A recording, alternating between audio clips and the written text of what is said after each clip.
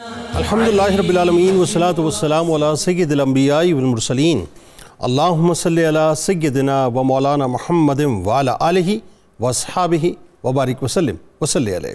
دنیا کے تمام دیکھنے والوں کو، تمام چاہنے والوں کو، تمام پیار کرنے والوں کو، اور جہاں جہاں تک اس وقت میری آواز کو سنا اور مجھے دیکھا جا رہا ہے، جنید اقبال کی جانب سے انتہائی محبت کے ساتھ السلام علیکم۔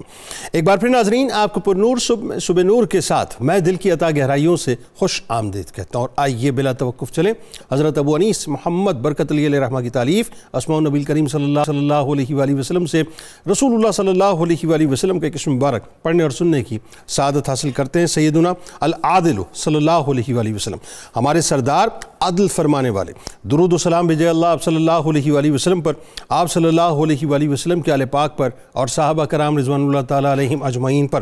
حضرت عبداللہ ابن رضی اللہ تعالیٰ عنہ بیان کرتے ہیں کہ رسول اللہ صلی اللہ علیہ وآلہ وسلم نے ارشاد فرمایا کہ جس شخص نے کسی ناحق معاملے میں اپنی قوم کی مدد کی، بس اس کی مثال ایسی ہے جیسے کوئی اونٹ کنویں میں گر رہا ہو اور وہ اسے نکالنے کے لیے دم سے پکڑ کر کھینچتا ہو، نتیجتاً وہ خود بھی اس میں گر جائے گا۔ جناب، بڑا ہی امپورٹنٹ اور ہر ایک سے ریلیونٹ موضوع ہے ناظرین، یعنی آج سورہ مائدہ کی 8ویں آیت پہ بات کریں گے۔ اعوذ باللہ من الشیطان الرجیم، بسم اللہ الرحمن الرحیم۔ انصاف کرو، یہ پرہیزگاری کے زیادہ قریب ہے۔ یہ ایک ٹکڑا ہے ناظرین اس آیت مبارکہ کا۔ بات یہ ہے ناظرین، پہلے تو اس بات کو کیٹیگوریکلی اپنے ذہن میں رکھ لیجئے کہ اسلام بنیادی طور پہ وہ معاشرہ چاہتا ہے جہاں انفرادی طور پہ بھی عدل و انصاف کا نظام ہو اور اجتماعی طور پہ بھی عدل و انصاف کا نظام ہو، یعنی کسی بھی طور سے اسلام وہ معاشرہ چاہتا ہی نہیں ہے کہ جہاں پر ظلم ہو، جبر ہو یا کسی بھی قسم کی ناانصافی ہو۔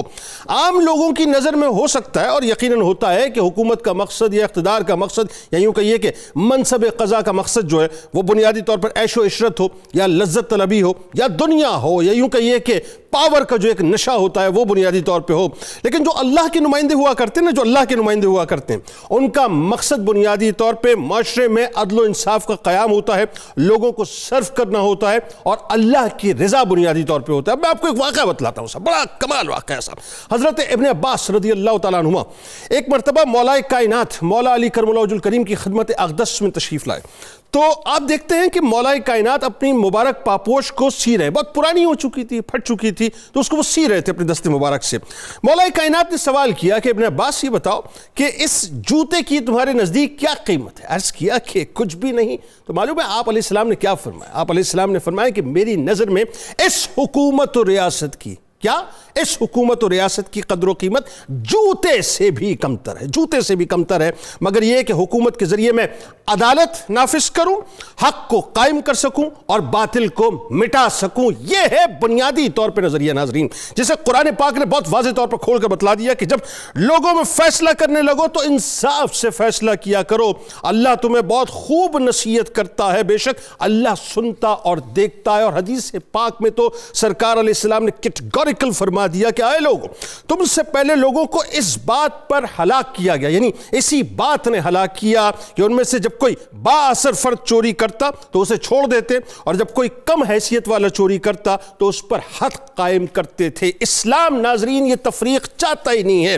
آپ غریب ہوں، آپ امیر ہوں، آپ عرب کے ہوں، آپ عجم کے ہوں، آپ کالے ہوں، آپ گورے ہوں، آپ کا سٹیٹس بہت اعلیٰ ہو، آپ بہت پاورفل انفلوئنشل ہو یا آپ کمزور ترین آدمی ہو، انصاف کی بات کرتا ہے اسلام بنیادی طور پر۔ انصاف جو ہے ڈور اسٹیپ پر پہنچنا چاہیے۔ سرکار علیہ السلام نے فرمایا کہ اللہ کی حدود یعنی دور و نزدیک سب پر قائم کرو، اور کہیں تمہیں لوگوں کی ملامت اس عمل سے نہ روک دے۔ ایک اور جگہ فرمایا کہ حدود الہی میں سے کسی حد میں جس شخص کی سفارش حائل ہو گئی تو وہ اللہ کے حکم میں اللہ کی مخالفت کرنے والا۔ اور ایک اور جگہ سرکار علیہ السلام نے بہت کیٹیگوریکل فرما دیا کہ جو قوم عدل و انصاف کو ہاتھ سے جانے دیتی ہے تباہی اور بربادی، سن لیجئے صاحب، تباہی اور بربادی اس کا مقدر بن جایا کرتی ہے۔ ناظرین کرام، یہ جو عدل و انصاف کا معاملہ ہے نا، ذہن میں رکھیے یہ اتنا پیچیدہ راستہ ہے، یعنی میں آپ کو یوں بتلاؤں، بلکہ آسان کر کے سمجھاتا ہوں، ایک مثال دے کے آپ کو میں سمجھاتا ہوں۔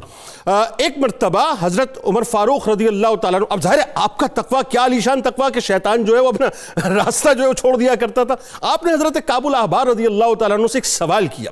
سوال یہ کیا کہ یہ بتلائیے کہ یہ تقویٰ بنیادی طور پہ کیا ہے۔ اب جواب سنیے کیا تھا، جواب میں پھر سوال ہو گیا۔ سوال یہ ہوا کہ آپ یہ بتلائیے کہ آپ نے کبھی خاردار راستے پر سفر کیا ہے؟ فرمایا ہاں۔ تو عرض کیا کیسے سفر کیا ہے؟ فرمایا دامن کو بچا کر. فرمایا بس یہی تقویٰ ہے.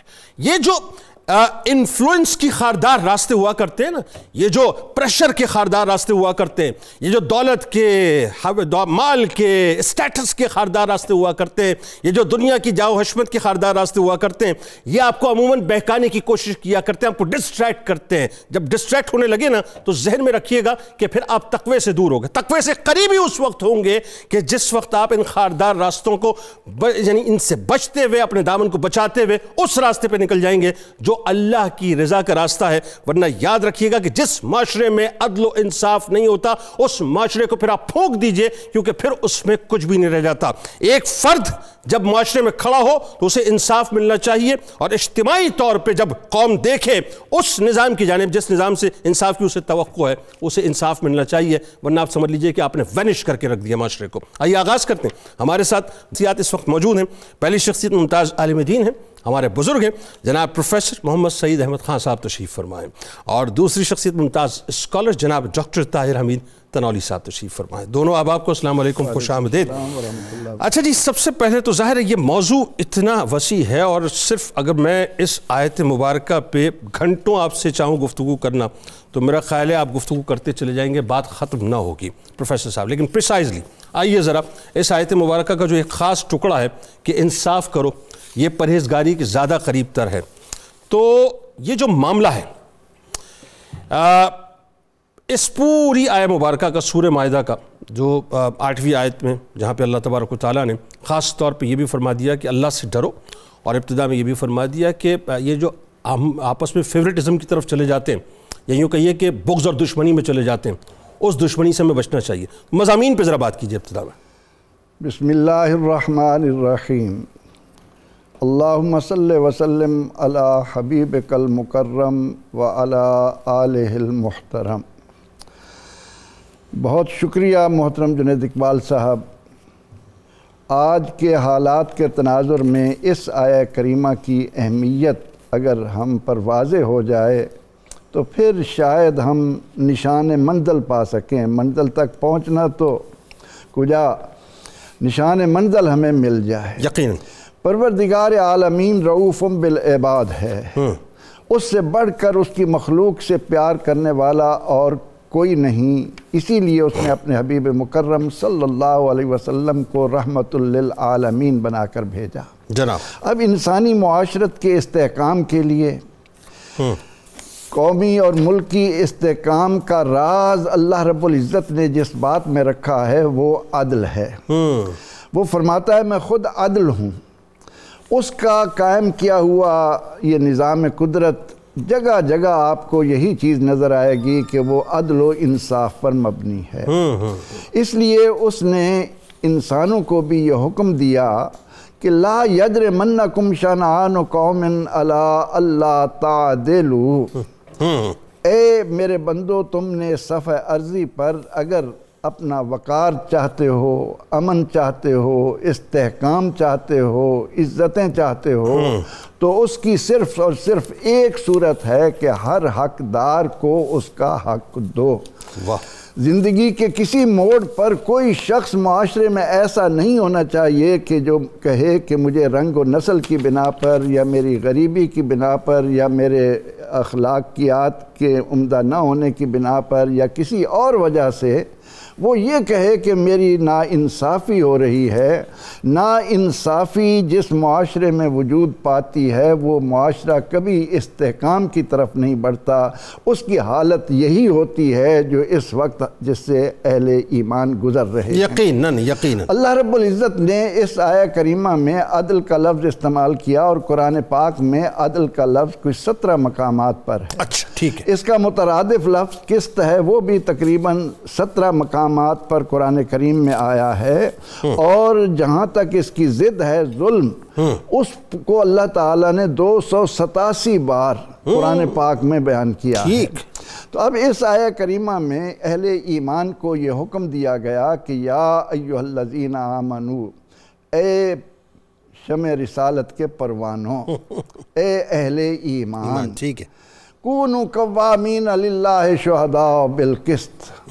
تم اللہ کی رضا کی خاطر انصاف کے ساتھ گواہی دینے والے بنو، ٹھیک، زندگی کے کسی موڑ پر بھی تمہاری زبان سے خلاف واقعہ کوئی بات نہ نکلنے پائے۔ پھر فرمایا کہ لا یجرمنکم شنآن قوم۔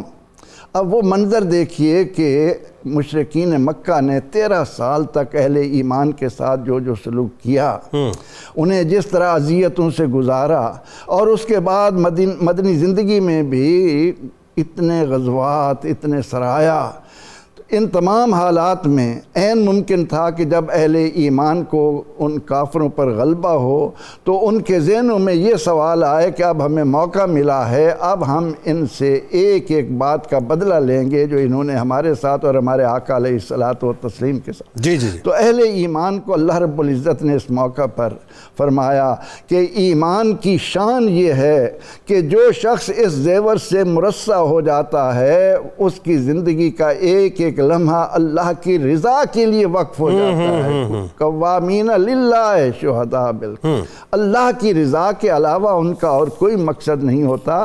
لہذا پروردگار عالمین تمہیں حکم دے رہا ہے کہ اب اس طاقت میں آنے کے بعد، اپنے آپ کو منوا لینے کے بعد، تم نے قدم قدم پر یہ دیکھنا ہے کہ اس صفحہ ارضی پر بسنے والے کسی فرد کے ساتھ بھی تمہاری طرف سے کسی طرح کی بھی کوئی زیادتی نہ ہونے پائے۔ ٹھیک، لا یجرمنکم شنآن قوم، اور پھر یہاں تک فرما دیا گیا کہ تم نے ہر حال میں عدل کرنا ہے، خواہ وہ تمہارے اپنے خلاف ہو، خواہ تمہارے ماں باپ کے خلاف ہو، خواہ اس سے کچھ بھی ہو، تم نے دامن عدل، انصاف کا دامن کسی حال میں بھی ہاتھ سے نہیں جانے دینا۔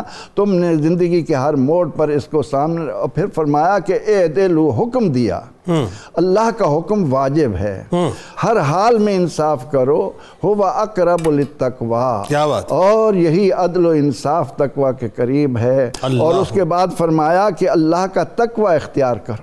اللہ، اب تقوی کیا ہے؟ جیسے آپ نے وضاحت کی، اسلام کا دوسرا نام تقوی ہے۔ بالکل ٹھیک۔ تقوی اس بات کو کہتے ہیں کہ انسان اپنے اس وجود پر اس ذات کو جو اسے آکسیجن دے رہا ہے، جو اسے پانی دے رہا ہے، جو اس کو سورج کی حرارت سے غذلے اور رزق دے رہا ہے، اس کی عظمت کو ایک لمحے کے لیے آنکھوں سے اوجھل نہ ہونے دے۔ ٹھیک، وعبد اللہ، اللہ کی عبادت کرو تاکہ تقوی ہو، روزے رکھو تاکہ تقوی ہو، حج کرو تاکہ تقوی ہو، قربانی کرو تاکہ تقوی حاصل ہو۔ تو تقوی اسلام کا دوسرا نام ہے، اور اس آیہ کریمہ کے ذریعے ہمیں بتایا گیا کہ اللہ کی عظمت کا حقیقی تصور انسان کی ذات پر اس وقت قائم ہوگا جب وہ اپنے آپ کو اس کی عظمت کو سامنے رکھ کر اس کی نافرمانی سے بچائے رکھے گا۔ اور اس کی ایک صورت یہ ہے کہ جب تمہیں عدل کرنے کا موقع ملے، اذا حکمتم بین الناس فاحکموا بالعدل، جب لوگوں کے درمیان بھی فیصلہ کرو تو عدل کے ساتھ کرو، عدل سے نہ ہٹنے پر۔ اچھا، اب اس میں بڑی خوبصورت، بڑی رچاؤ کے ساتھ پروفیسر صاحب نے تمہید فرمائی۔ ڈاکٹر صاحب، انبیاء کرام علیہ السلام کے انٹروڈکشن میں، ان کی بعثت کے سلسلے میں جو ہم عرب جو مختلف گولز ہیں، اس میں ایک پرائم گول ہمیں یہ نظر آتا ہے کہ اللہ تبارک و تعالیٰ نے ان کی بعثت کا ایک مقصد یہ بھی بتلایا کہ وہ معاشرے میں عدل و انصاف کو قائم کریں، جیسے داؤد علیہ السلام کو ملتا ہے، ان کو بھیجا ہم نے اس لیے کہ وہ عدل و انصاف جو ہے قائم کریں۔ تو پریسائزلی چونکہ ظاہر ہے موضوع بہت بڑا ہے، سوال بہت بڑا ہے، آدم علیہ السلام سے لے کے نبی کریم صلی اللہ علیہ وآلہ وسلم تک یہ جو انبیاء کرام کی بعثت کے مقاصد میں ایک بنیادی مقصد عدل و انصاف ہے، اس پہ ذرا گفتگو۔ بسم اللہ الرحمن الرحیم۔ جنید صاحب بہت شکریہ، جس طرف آپ نے اشارہ کیا کہ عدل کا قیام انبیاء کی بعثت کا ایک بڑا بنیادی مقصد تھا، کوئی اس میں دوسری بات نہیں ہے، کیونکہ اللہ رب العزت نے اس پوری کائنات کو قائم ہی عدل پر فرمایا۔ وَوَضَعَ الْمِيزَانَ وَلَا تُخْسِرُ الْمِيزَانَ، سورہ رحمان میں ارشاد فرمایا کہ جب ہم نے اس کائنات کو پیدا کیا تو اسے میزان پہ رکھا، ہم نے اس میں میزان قائم کی، اس میزان کو ڈسٹرب نہیں کرنا، اس کو خراب نہیں کرنا، یعنی پوری کائنات کا نظام ہی فی الاصل عدل پہ کھڑا ہے۔ ایک even an out of this equilibrium disturb ہو جائے تو وہ شاید اس کائنات کا آخری لمحہ ہوگا، یہ کائنات ختم ہو جائے گی۔ جو ہیومن سوسائٹی ہے، انسانی معاشرہ ہے، یہ پھر عدل کے بغیر کیسے چل سکتا ہے؟ جب پوری کائنات ہی عدل پہ کھڑی ہے، ایک بیلنس پہ کھڑی ہے، ایک ایکویشن پہ کھڑی ہے، تو انسانی معاشرے کو تو زیادہ اس چیز کی ضرورت ہے۔ بالکل ٹھیک۔ لہٰذا جب اللہ رب العزت نے پہلے انسان کو اس زمین پہ بھیجا حضرت آدم علیہ السلام کو، تو ساتھ ہی فرمایا فَإِمَّا يَأْتِيَنَّكُم مِّنِّي هُدًى فَمَن تَبِعَ هُدَايَ فَلَا خَوْفٌ عَلَيْهِمْ وَلَا هُمْ يَحْزَنُونَ، تمہارے پاس میرا نظام عدل آئے گا، میری ہدایت آئے گی، خوف غم اور حزن سے وہ لوگ آزاد ہوں گے جو اس پہ قائم ہوں گے۔ اللہ، یعنی انسان کو ایک پورا چارٹر دے کے بھیجا گیا، پوری گائیڈنس دے کے بھیجی گئی اس دنیا کے اندر کہ اس کو آپ نے فالو کرنا ہے۔ اب یہ نظام ہدایت ہوگا کیا؟ انبیاء کرام، جتنے بھی انبیاء کرام آئے 1 لاکھ سے زائد، وہ اسی نظام کی توضیح و تشریح کرنے کے لیے آئے۔ دیکھیں اللہ رب العزت نے ارشاد فرمایا لَقَدْ أَرْسَلْنَا رُسُلَنَا بِالْبَيِّنَاتِ وَأَنزَلْنَا مَعَهُمُ الْكِتَابَ وَالْمِيزَانَ لِيَقُومَ النَّاسُ بِالْقِسْطِ، ہم نے اپنے رسول بھیجے دلیلوں کے ساتھ، اور ان کو کتاب بھی دی اور میزان بھی دیا تاکہ وہ لوگوں کو عدل اور انصاف سے کام کرتے ہیں۔ اب دیکھیں سب انبیاء کا ذکر ہوا، یعنی من حیث الکل ذکر ہوا، طبقہ انبیاء کا اللہ پاک نے ذکر فرمایا کہ ہم نے طبقہ انبیاء کو 2 چیزیں دے کے بھیجا، کتاب اور میزان۔ کتاب ہدایت ہیں اور میزان ان کا نفاذ ہے۔ بالکل ٹھیک۔ جب آپ کتاب پہ قائم ہو جاتے ہیں تو اس سے کیا ہوتا ہے کہ آپ نظام عدل پہ قائم ہو جاتے ہیں۔ گویا انبیاء کرام کے آنے کا مقصد کیا تھا؟ انسانیت کو عدل سے متعارف کروائیں، انسانیت کو عدل کی ڈیٹیلز دیں، انسانیت کو عدل پہ خود قائم ہو کر دکھائیں، نمونہ عمل قائم کریں، اور انسانیت کے سامنے اس حقیقت کو اسٹیبلش کر دیں کہ ان کی بقا صرف اور صرف عدل پر چلنے میں۔ جب ہم اس کی ڈیٹیلز میں جاتے ہیں جنید صاحب، تو انبیاء کرام کی جو تعلیم ہے وہ کہاں سے عدل شروع ہوتا ہے؟ سب سے پہلے ذات خداوند کے ساتھ عدل، ٹھیک، ذات باری تعالیٰ کے ساتھ عدل، سبحان اللہ، اس کے بعد انبیاء کرام کے ساتھ عدل، سبحان اللہ، اس کے بعد اپنی ذات کے ساتھ عدل، سبحان، اور معاشرے کے ساتھ عدل، سبحان۔ اب جب اللہ کی ذات سے شروع کرتے ہیں، ارشاد ربانی الذین آمنوا ولم یلبسوا ایمانہم بظلم اولئک لہم الامن، وہ لوگ جو اللہ پر ایمان لائے پھر انہوں نے ظلم نہیں کیا، اس ایمان کے عدل کے تقاضے پورے کیے، یہی وہ لوگ ہیں جن کے لیے امن ہے، سلامتی ہے، دنیا اور آخرت میں نجات ہے۔ سبحان اللہ۔ اچھا، اب عدل کا مقابل جیسے پروفیسر صاحب قبلہ نے ارشاد فرمایا اس کا متضاد ظلم ہے، تو سب سے بڑا ظلم اللہ کے ساتھ عدل نہ کرنا ہے، اللہ، جسے شرک کہا گیا، ان الشرک لظلم عظیم۔ اللہ، گویا عدل کا آغاز وہاں سے ہو جاتا ہے۔ جنید صاحب، یہ جو اسلام کی تعلیمات ہیں یہ بہت کمپریہنسو ہیں، یعنی ایک نقطہ آپ لے لیں، یہ اسلام کی حقانیت ہے۔ قرآن مجید کی حق ہونے کی ایک دلیل یہ بھی ہے، اللہ رب العزت نے ارشاد فرمایا لو کان من عند غیر اللہ لوجدوا فیہ اختلافا کثیرا، اگر یہ کتاب اللہ کے علاوہ کسی نے اتاری ہوتی تو اس میں بڑے تضادات ہوتے، اللہ، اس میں بڑی انکوہرنس ہوتی، انکنسسٹنسی ہوتی۔ اس کتاب میں کوئی اختلاف نہیں ہے، ہر چیز دوسری چیز کی وضاحت کرتی ہے، تائید کرتی ہے۔ اس کا اطلاق قرآن مجید کے اصول کا اطلاق خود مسلم سسٹم اور مسلم لائف پر ہوتا ہے۔ اللہ اکبر۔ جو نظام دیا اللہ رب العزت نے، جنید صاحب آپ کہیں سے شروع کریں آخر آپ ذات حق تک جا پہنچیں گے۔ ایسا ہی آپ نماز کو پکڑ لیں، زکوٰۃ کو پکڑ لیں، حج کو لے لیں، کسی عبادت کو، کسی عقیدے کو لے لیں، یہ اسلام کی حقانیت کی دلیل ہے۔ کوئی چیز دوسری چیز کے ساتھ کنٹراڈکٹ کرتی ہوئی نہیں ہوگی۔ بالکل ٹھیک۔ ایسا نہیں ہوگا کہ یہ ایک ایسا جگسا ہے جس چیز کو نکال دو تب جگسا کمپلیٹ ہوگا، ایسا نہیں۔ دنیا میں آپ دیکھیں ہمیشہ قوانین بدلتے رہتے ہیں، امینڈمنٹس آتی رہتی ہیں، نظام، کیوں؟ اس میں کنٹراڈکشنز ہوتی ہیں، اس میں انٹرنل انکوہرنس ہوتی ہے، اس کو ریموو کرنے کے لیے، اس فرکشن کو ریموو کرنے کے لیے وہ بدلتے رہتے ہیں، بدلتے رہتے ہیں۔ اسلام کو اللہ پاک نے اس سے بلند تر بنایا ہے۔ بالکل۔ اب یہی اصول جو تصور عدل ہے اس پر بھی اس کا اطلاق ہوتا ہے۔ اور آپ یہ دیکھیے قطع کلام کی معذرت ڈاکٹر صاحب، اسی تصور کو لے کے باقاعدہ اپلائی کیا انبیاء کرام علیہ السلام نے، اور بلا تخصیص کیا، یعنی آپ دیکھیں ہمیں مختلف مثالیں میں ملتی ہیں۔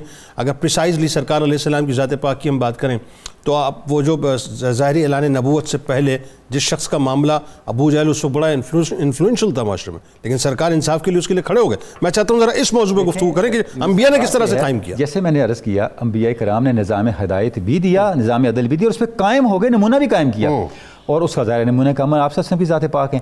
مال غنیمت تقسیم ہو رہا ہے اور ایک شخص کھڑا ہوا ذوالخویسرہ، اس نے کہا کہ مجھے نہیں ملا، آپ عدل کریں، اے محمد عدل کریں۔ آپ نے جو جملہ ارشاد فرمایا وہ جملہ بتاتا ہے کہ انبیاء نے کس طرح عدل قائم کیا۔ آپ نے فرمایا میں اگر عدل نہیں کروں گا تو عدل کرے گا کون؟ اللہ اکبر۔ یہ انبیاء کا منصب ہے۔ اللہ اکبر۔ بھئی عدل ہوتا کیا ہے؟ یہ اس کا اظہار ہی انبیاء کی ذات سے ہوتا ہے۔ یعنی آپ صلی اللہ علیہ وسلم نے جس طرح سے اگر جس پرسپیکٹو میں جنید صاحب آپ بات کر رہے ہیں کہ عدل کی سوشل اپلیکیشن، سوشل لیول پہ لوگوں کو ان کے حقوق دلوانا، اگر آپ دور قبل از نبوت کو دیکھیں تو آپ اس سے ذرا پہلے چلے جائیں، یہ جو ابو جہل کا واقعہ اس سے پہلے چلے جائیں، آپ الف الفضول پہ چلے جائیں۔ آپ صلی اللہ علیہ وسلم نے الف الفضول پہ شمولیت اختیار کی۔ بالکل۔ کیوں اختیار کی؟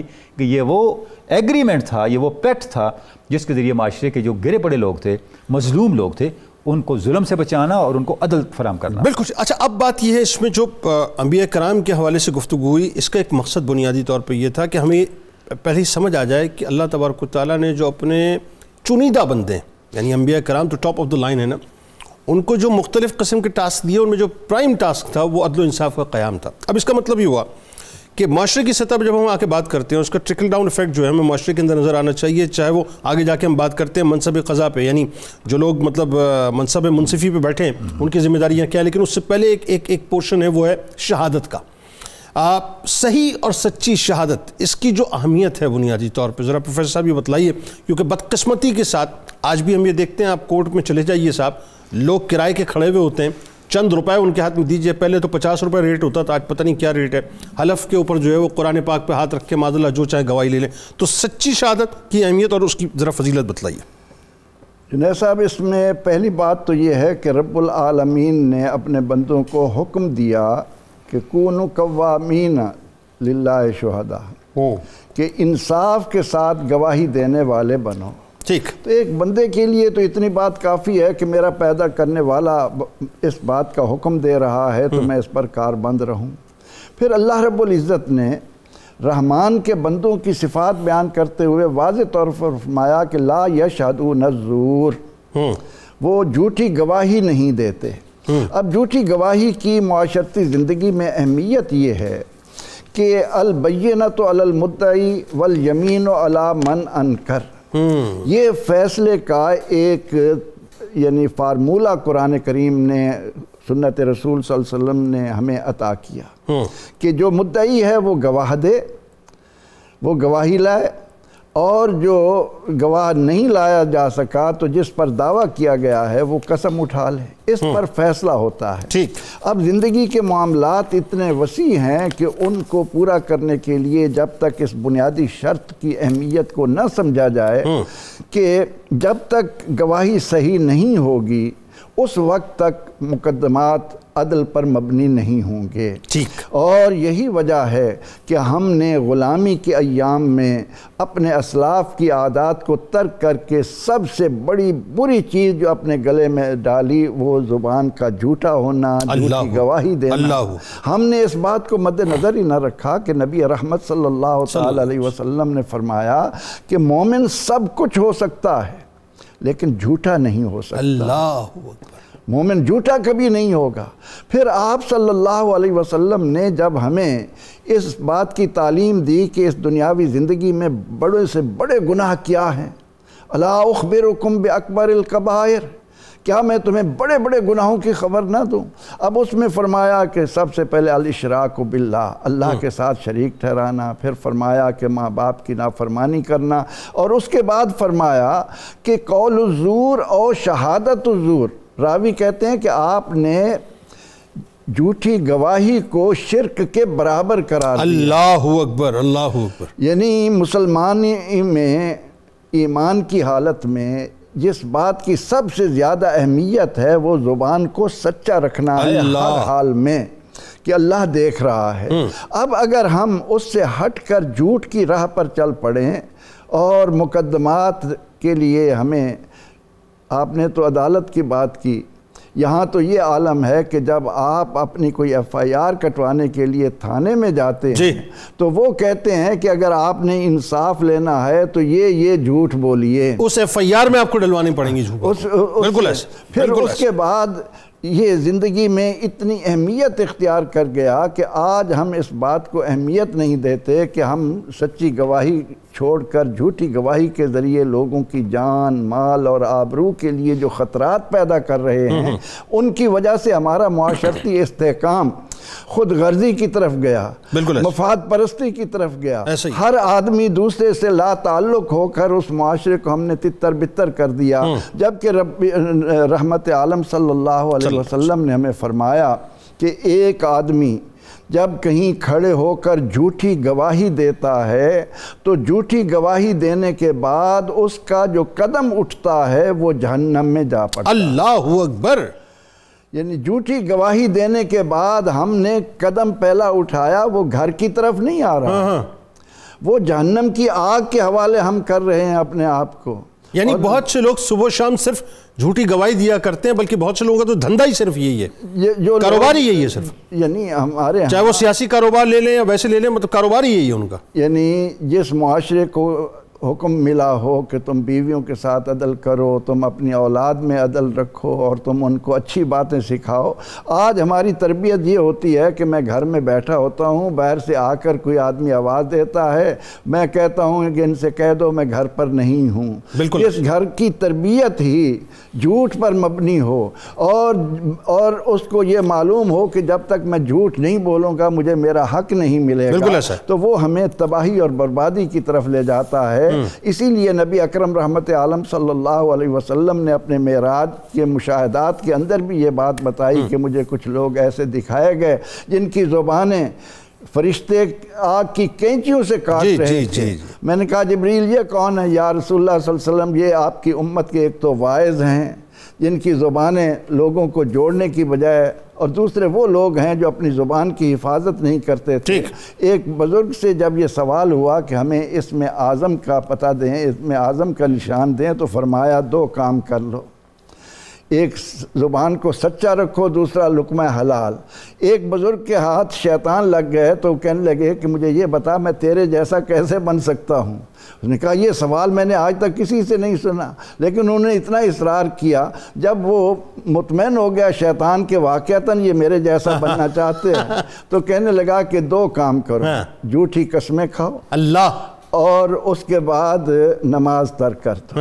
اب آج ہم اپنی معاشرتی زندگی انہوں نے فرمایا میں ابھی دونوں کا میں نے تو اس سے پوچھنا تھا، پوچھ لیا. وہ تو راز لے لیا نا، لیکن شیطان سر پٹایا کہ آپ نے میرا راز لے لیا. لیکن شیطان جو راز دے گیا کہ شیطان میں اگر انسان ہو کر سچائی کا دامن چھوڑتا ہوں، عدل کا دامن چھوڑتا ہوں، تو دیکھنے میں انسان نظر آتا ہوں. لیکن اس لیے اسلام نے اس بات کی طرف توجہ دلائی کہ ہمیشہ سچی گواہی دیں. مسئلہ یہ ناظرین کہ اس حد تک برائیاں بڑھ چکی ہیں، اس حد تک برائیاں بڑھ چکی ہیں، اتنا تعفن زدہ ماحول ہو چکا ہے، آپ یقین مانیے کہ اب سمجھ نہیں آتا کہ ہمیں بو بھی محسوس نہیں ہوتی. اب ہم اس بات کو فیل بھی نہیں کرتے کہ صاحب ہم نے کس حد تک اپنے آپ کو پستی میں جو ہے وہ غرق کر کے رکھ دیا ہے. درود پاک سرکار کی بارگاہ میں پیش کیجیے. لوٹ کے آپ کو بتلائیں گے کہ یہ تو وہ دین ہے جو دشمنوں کے ساتھ بھی انصاف کو کہتا ہے. صاحب آج تو ہم اپنوں کے ساتھ انصاف نہیں کر رہے ہوتے. ایک بات، اور یہ جو قاضی کا منصب ہے نا، قاضی کا منصب، سمجھ رہے آپ میری بات؟ قاضی کا منصب، منصف کا منصب جو کہتے ہیں، اس کے بارے میں کتنی شدید وعید ہے یہ میں آپ کو وقفے کے بعد بتاؤں گا. درود پاک سرکار کی بارگاہ میں، ان کی آل کی بارگاہ میں پیش کیجیے.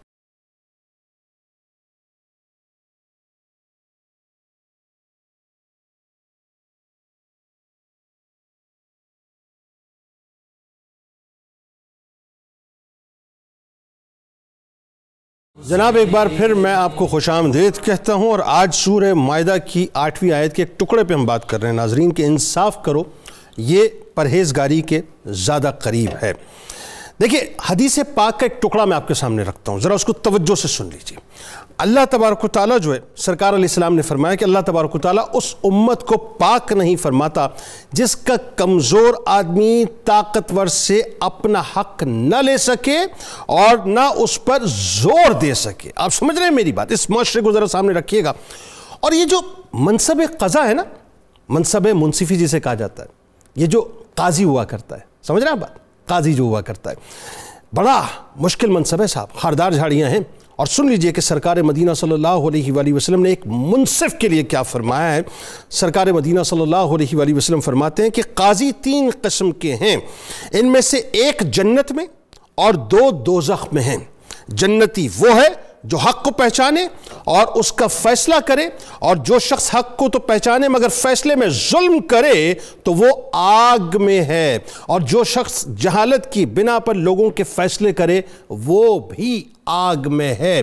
یعنی لوور کورٹ سے لے کے اپر کورٹ تک چلے جائیے. میں آپ کو بہت واضح اور کیٹیگوریکل مرض کر رہا ہوں کہ جو فرائض منصفی پہ بیٹھا ہے وہ سمجھ لے کہ اس کی کتنی بڑی ذمہ داری ہے. اور ایک جگہ پہ حضرت ابو ہریرہ رضی اللہ تعالیٰ عنہ سے روایت ہے کہ سرکار علیہ السلام نے فرمایا کہ جس نے مسلمانوں کا قاضی بننے کا مطالبہ کیا، جس نے مسلمانوں کا قاضی بننے کا مطالبہ کیا، یہاں تک کہ یہ مرتبہ حاصل کر لیا، پھر اس کا انصاف اس کے ظلم پر غالب ہو تو اس کے لیے جنت ہے، اور جس کا ظلم اس کے انصاف پر غالب ہو اس کے لیے آگ ہے۔ سنن ابی داؤد کی دونوں روایتیں ہیں۔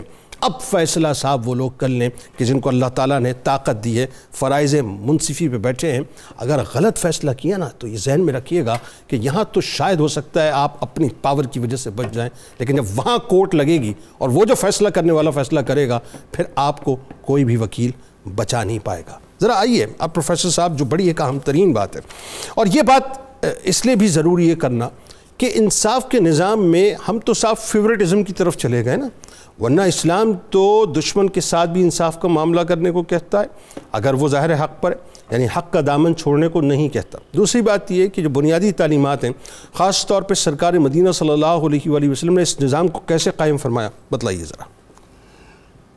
حضور نبی اکرم رحمت عالم صلی اللہ تعالی علیہ وسلم نے اپنی ذات اقدس کو اس انداز میں ہمارے سامنے رکھا کہ عملی طور پر اس بات پر اتنی توجہ دلائی کہ خود زندگی کے کسی موقع پر بڑے سے بڑا آپ کا مخالف یہ نہیں کہہ سکتا کہ یہاں نبی اکرم رحمت عالم صلی اللہ تعالی علیہ وسلم نے عدل سے کام نہیں لیا۔ ٹھیک، جو پیغمبر رحمت صلی اللہ علیہ وسلم زندگی کے ہر موڑ پر اپنے آپ کو اس طرح سے پیش کر رہے ہوں کہ عدل و انصاف کا نمونہ دنیا کے سامنے رکھیں۔ اب وہ کتنا مشہور واقعہ ہے کہ قبیلہ بنو مخزوم کی فاطمہ نامی عورت، ایک ہلچل مچ جاتی ہے مسلمانوں میں کہ اگر اس کے ہاتھ کاٹے گئے تو پورا قبیلہ جو اتنا معزز ہے اس کی کیا ساکھ رہ جائے گی۔ تو انہوں نے کہا تلاش کرو سفارش کے لیے کس کو پیش کریں، کس کی بات مانی جائے گی۔ تو تمام صحابہ رضی اللہ عنہم کی اور اس وقت کے موجود لوگوں کی نظر حضرت اسامہ پر گئی جو حضرت زید بن حارثہ کے بیٹے ہیں۔ حضور نبی اکرم رحمت عالم صلی اللہ علیہ وسلم چونکہ ان سے بہت پیار کرتے تھے، ان کو جب سفارش کے لیے لایا آپ نے رد فرما دیا سفارش، تو آپ نے فرمایا کہ یاد رکھو پہلی قومیں برباد کیوں ہوئی، اسی وجہ سے کہ جب کوئی طاقتور، جب کوئی عزیز، جب کوئی اثر رسوخ رکھنے والا معاشرے کے اندر یہ قدم اٹھاتا ہے تو اس وقت پھر لوگوں کو جرأت ہوتی ہے اور پھر پورا معاشرہ ظلم کا شکار ہوتا چلا جاتا ہے۔ اچھا، اس میں اسی بات کو کنٹینیو کرتے ہوئے پروفیسر صاحب جو فرما رہے ہیں ڈاکٹر صاحب، یہ بڑی ایک اہم ترین بات ہے، اور اسی بات کو ذرا انٹرلنک کر لیجئے جس موضوع پہ ہم بات کر رہے ہیں کہ سرکار علیہ السلام نے کس طرح سے ظاہر معاشرے کو اسٹیبلش کیا، اور ظاہر دشمن کے ساتھ بھی انصاف کا معاملہ کئی ایک مثالیں ملتی ہیں، لیکن اگین وہی بات کہ وہ معاشرہ جو ہے تباہ و برباد ہو جاتا ہے جہاں انفلوئنشل لوگوں کے ساتھ جو ہے وہ ہم رعایت برتتے ہیں اور کمزوروں کو جو ہے وہ اپنا یوں کہہ لیجئے کہ اٹھا کر بیہائنڈ دی بار کر دیتے ہیں۔ بتائیے ذرا۔ جنید صاحب، جیسے پروفیسر صاحب نے اشارہ فرمایا، عدل کرنا مشکل تو ہے، اس وقت بہت مشکل ہو جاتا ہے جب آپ کے سامنے دو طرح کے لوگ کھڑے ہوں، جی، یا تو آپ کا بہت قریبی عزیز کھڑا ہو یا آپ کا دشمن کھڑا ہو، کیونکہ ایک طرف ہمدردی آپ کو اور آپ کو محبت عدل سے دور کر سکتی ہے، اور دوسری طرف جو آپ کی دشمنی کا جذبہ ہے وہ آپ کو عدل سے دور کر سکتا ہے۔ اچھا، اب قرآن مجید نے اس کی طرف بڑا واضح طور پہ متنبہ کیا، جیسے شروع میں ہم نے آیت مبارکہ پڑھی وَلَا يَجْرِمَنَّكُمْ شَنْآنُ قَوْمٍ عَلَىٰ أَلَّا تَعْدِلُوا، کسی قوم کے ساتھ تمہاری دشمنی تجھے اس بات سے روک نہ دے آپ کو کہ آپ عدل نہ کرو۔ اللہ اکبر، یہی تو وقت عدل کرنے کا، اور کہیں کسی کے ساتھ آپ کی محبت آپ کو عدل سے نہ روک دے۔ بالکل ٹھیک۔ آپ دیکھیں غزوہ بدر ہے، اور جب فدیہ لینے کا معاملہ ہوا تو حضرت عباس چچا بھی تھے آپ کے، جی اور وہ قیدیوں میں تھے۔ اب بہت سے لوگ سفارشیں آئیں کہ ان کو فدیہ معاف کر دیا جائے۔ آپ نے فرمایا اور تو فدیہ جو دے رہے ہیں یہ 4000 درہم زیادہ دیں گے، یہ مالدار ہیں، بالکل ایسے، ان کے پاس زیادہ مال ہے، بالکل ایسے، حالانکہ کون نہیں جانتا کہ حضرت عباس کے ساتھ کیا تعلق تھا۔ بالکل ایسے۔ آپ بیعت عقبہ اولیٰ اور ثانیہ کو ذہن میں رکھیں، آپ کو اندازہ ہوگا کہ کون سا موقع تھا جب حضرت عباس گو ان کا ایمان اناؤنس نہیں تھا لیکن وہ کھڑے نہیں ہوئے آپ صلی اللہ علیہ وسلم کے ساتھ، لیکن آپ نے کس طرح فیصلہ فرمایا۔ اور دیکھیں کمال بات یہ کہ یہ سزا کا اگر فدیہ کا معاملہ آیا تو سب سے پہلے اپنے پیارے چچا، اور معافی کا معاملہ آیا تو پیارے چچا کی طرف سے جو خطبہ حجۃ الوداع میں سب سے پہلے سود معاف کیا۔ سب دیکھیں وہ بھی ادھر سے کیا، وہ دیکھیں نا آپ کیسی بات، سب سے پہلے اپنی فیملی سے آغاز کیا، اپنا نقصان برداشت کیا، یہ کہنا چاہیے، ہاں یہ بات، اپنی فیملی کا لاس برداشت کیا اس سوسائٹی کے ٹرینڈ کے مطابق جناب، اور ایک پریسیڈنٹ سیٹ کیا۔ یہ نہیں ہے کہ بھئی آپ تو شارع بھی تھے، جو فرماتے وہی شریعت ہوتی، فرماتے اب تک جو وہ ان کو معاف کرو آئندہ احتیاط کریں گے۔ بالکل ٹھیک۔ ایسا نہیں ہوا. تو اچھا اب دشمنوں کے معاملے میں آ جائیں تو اس میں بھی ایسا ہی ہے. کتنی مثالیں ہمیں ملتی ہیں. آپ دیکھیں حضرت سیدنا علی مرتضیٰ کا ایک یہودی کے ساتھ زرہ کا کوئی معاملہ ہوا. بتائیے کیسا واقعہ بتائیے. عدالت میں گیا. جب جا کے عدالت میں معاملہ پیش ہوا تو انہوں نے کہا, قاضی شرح نے پوچھا کوئی گواہ ہے؟ حسنین میں سے ایک گواہ آئے تو انہوں نے کہا یہ تو گواہی قبول نہیں ہوگی, یہ آپ کے گھر کے فرد ہیں, آپ کے بیٹے ہیں. اور مقدمہ فریق مخالف کے حق میں اس کا فیصلہ ہو گیا. سیدنا علی مرتضیٰ نے فیصلہ قبول فرمایا. یعنی جو معیارات ہیں. حضرت عمر فاروق کا معاملہ ایک ابھی ابن کعب کے ساتھ ہوا تو انہوں نے کہا کہ چلیں حضرت زید سے فیصلہ کرواتے ہیں. دونوں حضرت زید کے گھر چلے گئے اور حضرت زید بن ثابت سے کہا جی ہمارا یہ معاملہ ہے تو ہم چاہتے ہیں آپ ہمارا فیصلہ کریں. اب امیر المومنین آ گئے ہیں زید بن ثابت کے گھر تو کچھ تو دبدبہ ہوگا نا امیر المومنین, وہ بھی عمر کی کیا شان تھی. بالکل. تو حضرت زید بن ثابت نے فرمایا امیر المومنین آپ ادھر تشریف رکھیں, ان کو ایک جگہ بنائی. تو حضرت عمر نے کیا جملہ ارشاد فرمایا زید یہ تم نے پہلا ظلم کیا اپنے فیصلے کے اندر. اللہ اکبر. ہم تمہارے سامنے مقدمے کے فریق ہیں, ہمیں برابر ڈیل کرو. اللہ اکبر اللہ اکبر. اس کے بعد جب کارروائی شروع ہوئی تو معاملہ پیش آیا تو آپ نے حضرت ابی ابن کعب سے پوچھا حضرت زید نے کوئی گواہ ہے؟ ان کا گواہ تو کوئی نہیں. اب دوسری طرف سے قسم درکار تھی نا, تو انہوں نے کہا پھر آپ ان کو نا امیر المومنین کو قسم سے مستثنا کریں. حضرت عمر نے خود ہی الف اٹھا لیا, فرمایا ایسا نہیں ہو سکتا. اور ایک جملہ ارشاد فرمایا زید تم اس وقت تک منصب قضا پہ فائز نہیں ہو سکتے, اس کے اہل نہیں ہو جب تک تم عمر اور ابی ابن کعب کو برابر آنکھوں سے دیکھو. اور یہ کنسٹرکشن سرکار علیہ السلام نے کی, یہ تربیت کس نے کی, یہ کہاں سے آیا؟ یہ کہ آپ کو پہلے نظر آتا ہے مکی سوسائٹی میں. بالکل ٹھیک. اگر پہلے ہوتا تو الف الفضول کیوں ہوا تھا؟ بالکل ٹھیک ہے. اگر پہلے ہوا تو ظالم جو تھے وہ دبوچ کیوں لیتے تھے کمزوروں کو؟ اور یہ انصاف جب اپنے اوج پہ پہنچتا ہے تو وہی بات ہے جب زمین کانپنے لگتی ہے تو درہ پڑتا ہے. انصاف کرنے کے لیے عمر موجود ہے. دیکھیں اب اس لفظ کو دیکھیں, یہ جملہ آپ نے جنید صاحب کا, یہ حضرت عمر نے کیا فرمایا, وہ کیا شعور تھا. حضرت عمر کو پتہ تھا زمین عدل پہ قائم ہے. اگر زمین لرز رہی ہے تو کوئی میرے عدل میں فرق آیا ہے. بالکل صحیح. زمین سے پوچھتے ہیں میں نے کب عدل کرنا چھوڑا تم لرز رہی ہو, کیا اور زمین ٹک گئی. کیا پتہ یہ چلا یہ وہ ہستیاں تھیں جن کا عدل عدل کائنات کے ساتھ کیا کہنے جی, کیا اچھا ان کا عدل اس کائنات کو عدل پہ قائم کرتا تھا. انہوں نے اپنی خواہشات کو, اپنی تمناؤں کو, اپنے نفس کی جو ان کے تھے اٹریکشنز تھیں ان کو اس کے راستے میں حائل نہیں ہونے دی. بالکل. تو یہ جو اسوہ انبیاء ہے صاحب, ہم اس کو جب دیکھتے ہیں تو آپ صلی اللہ علیہ وسلم نے جو مثالیں قائم فرمائیں, آپ صلی اللہ علیہ وسلم نے جس طرح سے عدل قائم کر کے دیا اور اس کو جس طرح سے آگے چل کے پھر کنٹینیو کیا اس امت کے اندر, خلفائے راشدین نے کنٹینیو کیا. اور پھر بعد میں بھی آپ کو کتنی مثالیں ملیں گی کہ اس کی مثال کوئی نہیں ملتی کہ اسلامی سوسائٹی نے عدل کے. اب دیکھیں سلطان صلاح الدین ایوبی بتائیے دیکھا کہ ریچرڈ دا لائن ہارٹ کا گھوڑا جو ہے کمزور ہے, فرمایا اس کو پہلے اچھا گھوڑا دو, میں اس کے ساتھ نہیں لڑوں گا. بلکہ آپ دیکھیں جس وقت بیت المقدس فتح ہوا ہے اور زائرین کی بات آئی تو آپ نے اوپن کر دیا. ہاں مطلب وہاں پہ عدل سے کام لیا. اس سے پہلے ہمیں یہ بتانا چاہیے کہ یہ عدل صرف کتابوں میں نہیں ہے, خلفائے راشدین تک نہیں تھا, یہ چلتا رہا ہماری سوسائٹی میں اور ہماری اسلامی تہذیب کی ایک ٹریڈیشن رہی, ایک اسلامی تہذیب کا ایک اہم فیچر رہا. جب عیسائی یہاں پہ آئے تھے اتنا مسلمانوں کا قتل عام ہوا کہ ان کے گھوڑے گھٹنوں تک انسانی لاشوں اور خون میں. جناب جو بھی آئے تو آپ کے سامنے ہے انہوں نے کیا عدل کی مثالیں قائم. بالکل ایسا. اچھا اب اس میں پروفیسر صاحب ایک بڑی ایک اہم ترین بات, اور اس آیت مبارکہ کی ٹکڑے میں یہ بات خاص طور پہ کہ عدل تقوی کے زیادہ قریب ہے.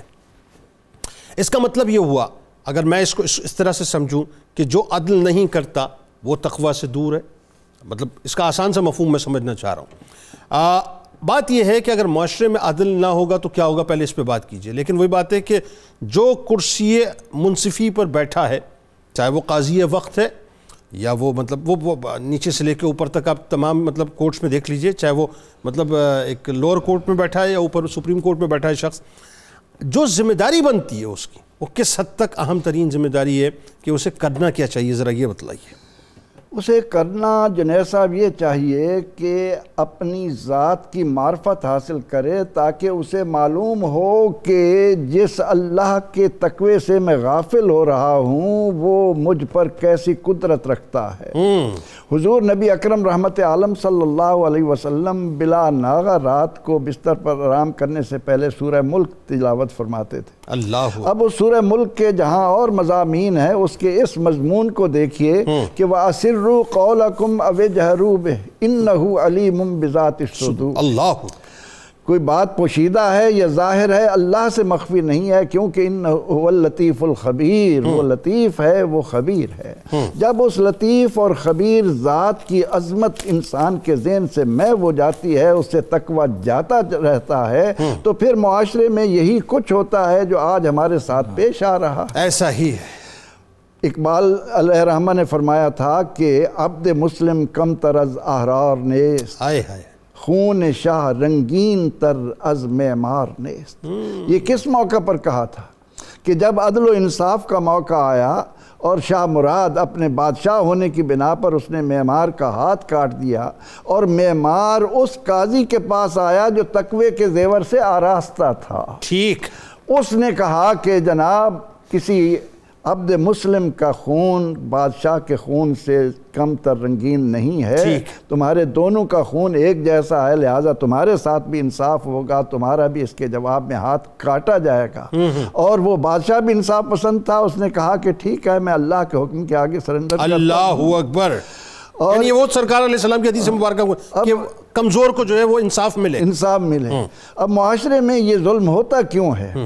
ہم پہلے معمولی سمجھ کر ناانصافی شروع کرتے ہیں۔ شیخ سعدی رحمۃ اللہ علیہ نے نوشیروان عادل کے بارے میں لکھا کہ وہ ایک شکار پر گیا، جب شکار کیا گیا تو دیکھا کہ نمک نہیں ہے۔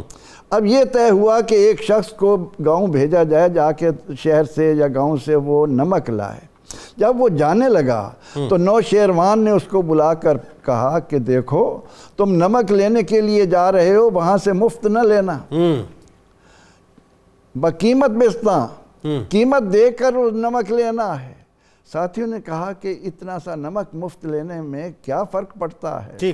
تو اس موقع پر نوشیروان نے کہا کہ معاشرے میں ظلم کی بنیاد اسی طرح تھوڑے سے پڑتی ہے، اگر اس کو اس موقع پر آپ روکو گے نہیں تو بڑھتے بڑھتے پھر یہ اس پر آ جاتی ہے کہ ملکی وسائل کو ذاتی مال سمجھ کر ہضم کرنے والے اور لوگوں کے پلاٹوں پر قبضہ کرنے والے، لوگوں کے حقوق پر ڈاکہ ڈالنے والے، ان کے آنکھوں میں یہ شرم و حیا نہیں آتی۔ ایک بات ڈاکٹر صاحب بتائیں اپنے خاص طور پر پروفیسر صاحب، کہ جب آپ فرائض منصفی پہ بیٹھے ہوتے ہیں تو آپ کو پریشر بھی آتا ہے، آپ کو ظاہر ہے مال کی لالچ بھی دی جاتی ہے، عہدوں کی لالچ بھی دی جاتی ہے، آپ کو بیوی بچوں کا ڈر و خوف بھی دیا جاتا ہے، آپ کو پریشر بھی دیا جاتا ہے۔ اب یہ میں پریسائزلی آپ سے سوال کرنا چاہ رہا ہوں کہ بات یہ ہے کہ میں اگر فرض کیجئے فرائض منصفی پہ بیٹھا ہوں اور میں قرآن کی آیات بھی لوگوں کو پڑھ پڑھ کے سنا رہا ہوں صاحب، ہیں جی جیسے آج کل سنا رہے ہیں نا لوگ، قرآن کی آیات بھی پڑھ پڑھ کے سنا رہا ہوں، میں نمازی بھی ادا کر رہا ہوں، بظاہر میرے چہرے کے اوپر جو ہے وہ شیو نما داڑھی یا داڑھی نما شیو بھی ہے، لیکن میں جو ہوں وہ تقوی اختیار نہیں کر رہا، یعنی میں صحیح طور سے فیصلے نہیں کر رہا، فیصلوں میں ڈنڈی مار رہا ہوں، تو کیا میں پھر بروز محشر بخشا جاؤں گا؟ کس طرح بخشش ہوگی؟ قیامت کے دن سب سے پہلے جن لوگوں کو ذلت و رسوائی کے ساتھ جہنم میں ڈالا جائے گا، وہاں پر ہم یہ دیکھتے ہیں کہ وہ قاضی ہوگا جو سب سے زیادہ عدل کرنے والا ہوگا۔ اب حیرت ہوگی لوگوں کو، تو بتایا جائے گا کہ یہ نمود و نمائش کا طلبگار تھا، نمود کے لیے آیات پڑھتا تھا، نمود کے لیے فیصلے کرتا تھا، میری بات، میرا تقوی، میری عظمت اس کے دل و دماغ سے نکل چکی تھی۔ اور ایسا اس دنیا میں اسی وقت ہوتا ہے کہ جب انسان کرسی عدالت پر بیٹھ کر اس بات کو نہیں دیکھتا کہ میں جو کچھ کر رہا ہوں کوئی بڑی طاقت ہے جو اس کو دیکھ رہی ہے، اور وَلَا تُسْأَلُنَّ يَوْمَئِذٍ عَنِ النَّعِيمِ، اور اس کے سامنے حاضر ہو کر مجھ سے ایک ایک بات کا سوال ہونا ہے۔ تو اس لیے کہا گیا کہ اے دلو ہو اقرب للتقوی، انصاف کرو تقوی کے ذریعے۔ تو جو آدمی تقوی کے جس کے ذہن میں اللہ کی عظمت ہی نہیں ہے، جو اللہ کے سامنے حضوری کو حاضر ہونے کو یاد ہی نہیں رکھتا، وہ اسی طرح کے فیصلے کرتا ہے، وہ اسی طرح کے سفارشیں اور اپنے ذاتی مفادات کے پیچھے۔ اس آیت کا کلائمیکس یہ ہے کہ اللہ سے ڈرو کیونکہ اللہ دیکھ رہا ہے۔ میں فیصلہ دیتے وقت اللہ سے نہیں ڈر رہا، میں اس سوچ کو اپنے ذہن میں پیوست نہیں کیے ہوئے کہ میرا رب مجھے دیکھ رہا، کوئی نہیں دیکھ رہا، میرا رب مجھے دیکھ رہا ہے۔ کس کا فون آیا، کس کے انفلوئنس پہ میں یہ فیصلہ لکھ رہا ہوں، یا کیا لالچ ہے، یہ میں جانتا ہوں میرا رب جانتا ہے، لیکن میں یہ جانتا ہوں کہ میرا رب جانتا ہے لیکن میں پھر بھی انجان ہوں۔ ذرا یہ بتائیے صاحب کہ ہر عمل سے اللہ تعالیٰ آگاہ ہے، لیکن تیقن کیوں نہیں ہے اس بات کے اوپر؟ جنید صاحب گزارش یہ ہے کہ دیکھیں شخصیات نظام تعلیم اور نظام تربیت سے نکلتی ہیں۔ جس طرح کا نظام تعلیم و تربیت ہوتا ہے، جس طرح کا ماحول ہوتا ہے، جو چیز آپ اپنی جنریشن کو سکھاتے ہیں، پہلی بات. دوسری بات، جو اپنی جنریشن کے سامنے آپ ایک آئیڈیل قائم کرتے ہیں، آپ کی جنریشن ویسے ہی بننا چاہتی ہے اور بن جاتی ہے. ہم نے اپنے نظام تربیت میں ایک بہت افسوسناک بات یہ ہے، تصور آخرت کو نکال دیا. جب تصور آخرت نکل گیا تو جواب دہی کا تصور نہیں رہا. اللہ اکبر. ارشاد ربانی ہے کہ قیامت کا دن ہوگا وَنَضَعُ الْمَوَازِينَ الْقِسْطَ لِيَوْمِ الْقِيَامَةِ فَلَا تُظْلَمُ نَفْسٌ شَيْئًا. اللہ، یہاں بھی ایک ترازو ہے. قیامت کے دن ہم ایک ترازو لگائیں گے، ایک ترازو قائم کریں گے. اللہ اکبر. ہم ایک ترازو رکھیں گے، وَنَضَعُ الْمَوَازِينَ، ہم ایک ترازو رکھیں گے اور ہر چیز تولی جائے گی اور کسی جان کے ساتھ ظلم نہیں ہوگا. تولی جائے گی ہر چیز، ہر چیز تولی جائے گی. اللہ اکبر. یہ جو آخرت کا تصور ہے اور عدل کی لائف آفٹر ڈیتھ ڈائمنشن ہے، یہ ہماری زندگی سے مائنس ہو چکی ہے. اللہ اکبر. جب یہ زندگی سے مائنس ہو چکی ہے تو جنید صاحب آپ نے وہی کرنا ہے جو امیجیٹ نظر آتا ہے. انسان جو امیجیٹ انٹرسٹ ہے نا، اس کے لیے بہت حریص ہوتا ہے. بالکل ٹھیک. وہ اس کو نہیں ضائع کرنا چاہتا، اللہ یہ کہ اس کو پتا ہو یہ آگ کا انگارہ ہے. دیکھیں میرے پاس آپشن ہے کہ میں 1 لاکھ 2 لاکھ 10 لاکھ رشوت لے لوں، لیکن مجھے پتہ اوپر کیمرہ لگا ہوا ہے، ریکارڈنگ ہو رہی ہے، رشوت لیتے ہی اگلا بندہ آ جائے گا اور ریکارڈنگ چلا کے میرا کام کر دے گا. اچھا، میں اس سی سی ٹی وی کیمرے سے ڈر رہا ہوں. میں کبھی سی سی ٹی وی کیمرہ سے نہیں ڈر رہا. نہیں، وہ ہے نہیں نا زندگی میں. ہم ضرور ڈرتے اگر ہوتا تو، وہ ہے نہیں. ڈریں کیوں؟ وہ رکھا ہی نہیں ہم نے زندگی میں. وہ ہم نے نہیں رکھا. لہٰذا ہمیں یہ نہیں کہنا چاہیے کہ ہم لوگ کیوں نہیں ڈرتے. تو اس کا مطلب تو یہ ہمیں جنید صاحب میں گزارش کر رہا ہوں، ہمیں یہ بات ہی نہیں کہنی چاہیے کہ ہماری نسل یا ہماری سوسائٹی اللہ سے کیوں نہیں ڈرتی ہے، آخرت سے کیوں نہیں ڈرتی ہے. ہمیں یہ کہنا چاہیے ہماری زندگی میں آخرت آئی کیوں نہیں. یہ بات بالکل ٹھیک ہے. ہمیں بیماری کو ڈائگنوز نہیں کیا پراپرلی. تو ڈاکٹر صاحب اگر وسیع کینوس پہ دیکھیں، اگر انفرادی طور پر رشتوں کی بات کریں، مطلب اولاد کی اور والدین کا رشتہ، میاں بیوی کا رشتہ، بھائی بہنوں کا رشتہ، رشتہ داروں کا رشتہ، دوستوں کا رشتہ، پھر آپ کسی سیٹ کسی بھی منصب پہ بیٹھیں، وہاں سے لے کے آپ جو منصب قضا تک چلے جائیے یا مطلب انتظامی امور میں چلے جائیے یا اپنے حکمرانی کی، تو آپ تو کسی بھی پھر اس کا مطلب ہے شعبے سے انصاف تو کر ہی نہیں رہے. اب دیکھیں جب قائد اعظم کے بارے میں ہوا کہ آپ زندگی کا آخری وقت ہے اور آپ اپنی اتنی اچھی زندگی گزار چکے، اتنے آپ کے پاس آسائشیں ہیں، آپ کس مشقت میں ہیں؟ تو قائد اعظم نے فرمایا میرا ایک ہی مقصد ہے، جب میں اللہ کے سامنے پیش ہوں تو اللہ میرا مجھے کہے ویل ڈن مسٹر جناح. کیا بات ہے. دیکھیں ان لوگوں کو طاقت کس نے دی تھی. کیا بات ہے. کس شیخ حجاز علامہ اقبال کے بھتیجے تھے. انہوں نے جب پریکٹس شروع کی تو کام نہ چلا تو انہوں نے علامہ کو خط لکھا کہ چچا جان میں بڑا پریشان ہوں، یہ وہ. علامہ صاحب نے عجیب جواب دیا. وہ کیا؟ علامہ صاحب نے فرمایا بیٹا تم نوجوان ہو، پڑھے لکھے ہو، تمہارے سامنے پوری زندگی پڑی ہے، مجھے دیکھو، اللہ پہ بھروسہ ہے، مجھے کوئی پریشانی نہیں ہے. اللہ اکبر. صحت بھی ٹھیک نہیں ہے، معاملات بھی ہیں، مسائل بھی ہیں، میں پریکٹس بھی اس طرح نہیں کر پاتا جیسا پہلے کرتا ہوں، لیکن اللہ کے توکل نے مجھے بالکل ٹھیک ٹھاک رکھا ہوا ہے، تو آپ بھی پریشان ہوتے ہو. کیا کیا.